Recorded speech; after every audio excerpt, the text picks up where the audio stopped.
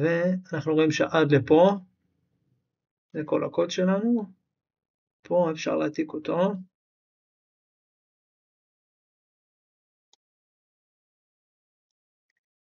ואני חוזר לפונקציה הזאת, שכל תפקידה היא בעצם לקחת את ה-raw code שלנו, ולהמיר אותו לתבנית בצורה של /x hex, כדי שנוכל לדחוף אותו לפה בעצם. זה שלב קטן אבל קריטי, וזה הרעיון של הקובץ פייתון הזה, ולכן אני גם אראה איך זה נראה. אנחנו נריץ אותו עם ה-raw code שלנו, צריך לראות שאין פה רווחים, ואנחנו מקבלים ייצוג הקסה דצימלי בצורה של זוגות, של בייטים אפשר להגיד, שנוכל להכניס סקריפט שיבנה לנו בעצם את הפיילוד. עכשיו הפיילוד זה השל קוד עם כל הדברים הנחוצים לנו בשביל לבצע את הסטאק אוברפלואו. אני עובר לקובץ הזה שהוא חשוב לסקריפט הזה. כאן אנחנו בעצם מחלקים את הפיילוד לשלושה חלקים, שזה השל קוד, שזה הקוד עצמו בעצם. כמו שראינו פה, הוא מבצע את הפעולה הזאת, כל ההנחיות בצורה רציפה.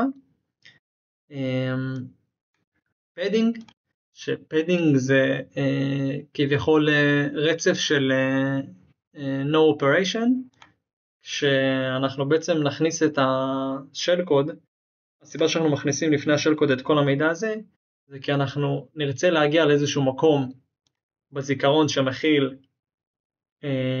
אנחנו כאילו נרצה לקחת טווח בטיחות, זאת אומרת אנחנו רוצים איזושהי כתובת פה של אחד מה-no operation, והוא פשוט ידלג על כל ה-no operation, כי זה מה שזה אומר, עד שהוא יתקל בקוד הראשון של השל קוד, והיינו יכולים לעשות את זה בלי no operation, אבל אז היינו צריכים ומסתכנים בזה שאנחנו ניגש לשל קוד שלנו באמצע או נדרוס חלק מהמידע. בצורה הזאת אנחנו יוצרים מרווח בטיחות, יכולים לגשת לכתובת בזיכרון, ומפה להמשיך לרוץ, עד שאנחנו ניתקל בשל קוד. הדבר השני הוא פדינג, שאת הפדינג אנחנו בעצם יוצרים כדי גם ליצור לנו איזשהו מרווח בטיחות של דריסת השל קוד שלנו. במקרה הזה בחרנו פה את התו A, וכדי להמחיש את זה אולי יותר טוב, אז אם הפונקציה הזאת של פורמט print, הרי אנחנו דוחפים פה את המידע למחסנית, ואם מתישהו בסוף ההרצה הוא יתחיל לדחוף לנו כל מיני קוד וכל מיני דברים כאלה, אז זה יכול להרוס את הסטאק אוברפלואו שעשינו, ואנחנו לא רוצים את זה, אז אנחנו נדחוף פה מלא מידע גם, שבמידה והפונקציה תדרוס לנו איזשהו מידע, היא תדרוס את המידע פדינג, שזה כל ה-A'ים שיצרנו, וכמובן ה-return address, שזה תהיה הכתובת בזיכרון, שתחליף, אם אתם זוכרים, את ה-return address מהפונקציה הראשית. זאת אומרת, הפונקציה הראשית תקרא, אחרי שהיא קיבלה את הקלט, תקרא לפורמט פרינט, ואז הפורמט פרינט תחזיר לה כתובת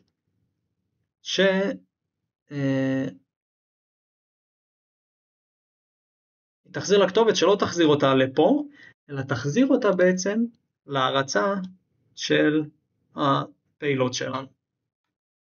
עכשיו נעבור לחלק שבו אנחנו מריצים ממש עם ה-GDB את הפיילוד שלנו.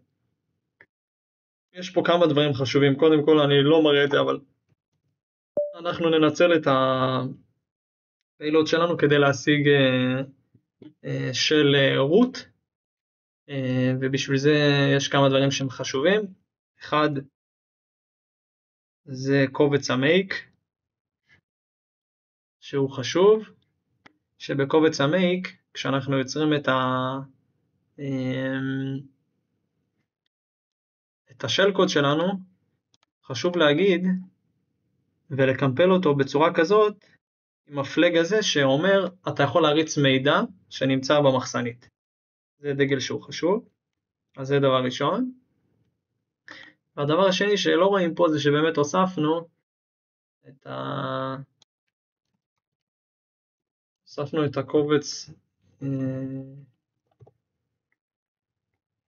הוספנו את הקובץ Stack Overflow שלנו לקובץ suders, כדי להריץ אותו על ידי משתמש חזק בלי סיסמה.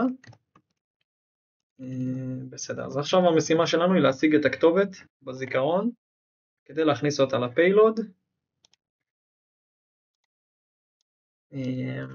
כדי להכניס אותה פה לפיילוד בצורה הפוכה, ואחרי זה להריץ את הפיילוד שלנו. אז אנחנו נריץ את ה-JDB בצורה כזאת.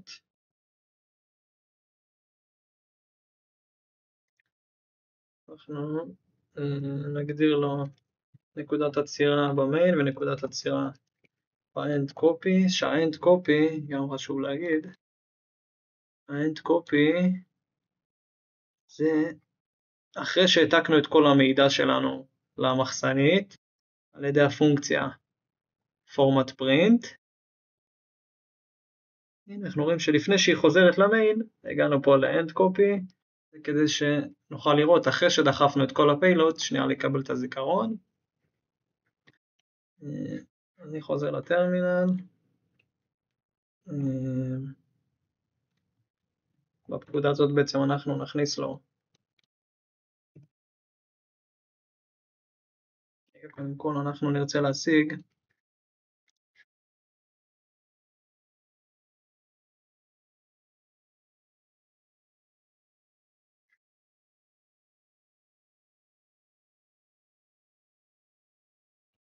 אנחנו קודם כל נרצה לדחוף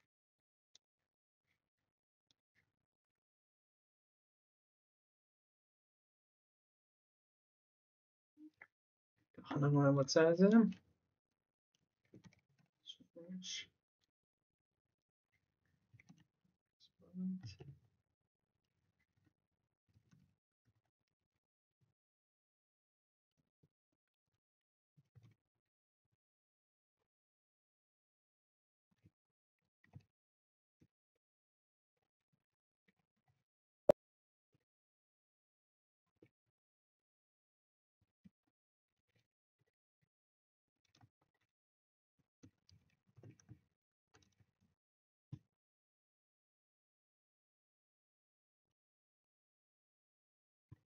הגענו פה ל-end copy,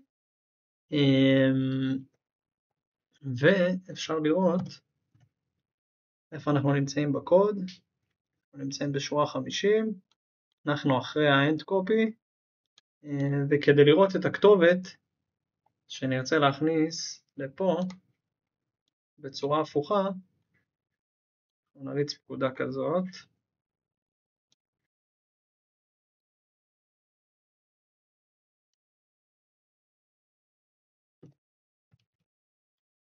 אנחנו במילים אחרות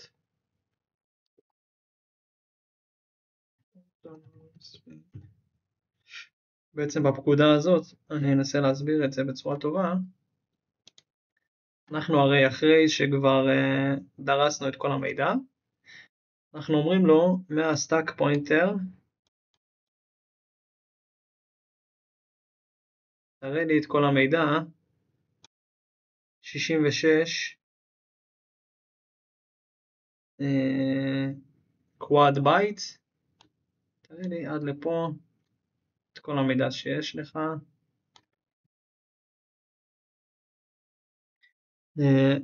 כל ה-no operation האלה זה מה שאתם רואים. אתם יכולים לראות פה את ה-shell code שלנו שמתחיל כאן, ואחרי זה את כל הפדינג, שזה הכתובת שכרגע הגדרנו כבר, אבל מה שאנחנו יכולים לעשות הוא לשנות את זה. פה אני יכול לשים כתובת אחרת בזיכרון שמצביעה על ה-no operation.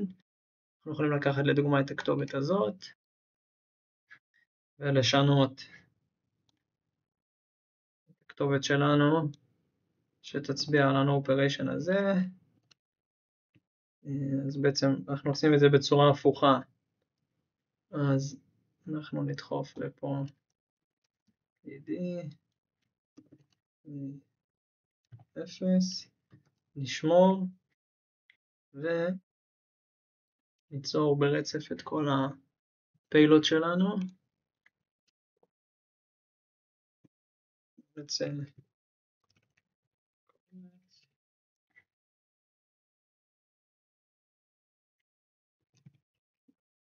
נכניס את זה exploit code, וכאן מה שחשוב שאנחנו נריץ את ה-stack overflow בצורה כזאת. אתן על זה מילה. במקרה הזה אנחנו בעצם מריצים את ה-stack overflow עם sudo, ואנחנו אומרים לו תיקח את הפיילוד ופשוט תכניס אותו כקלט, אל תבקש מאיתנו קלט, תכניס אותו כקלט ישירות, ואתם תראו שזה יגרום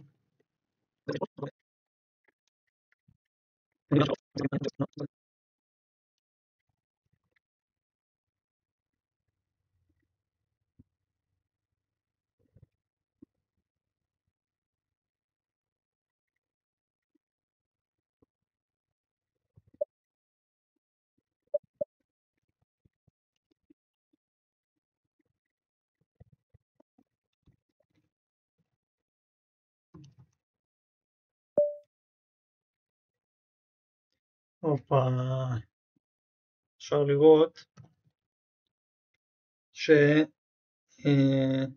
שהשגנו את השל root על המשתמש דרך stack overflow. זה לא תרגיל של מתחילים, זה כבר שלב מתקדם שמראה איך נקרא exploit אמיתי.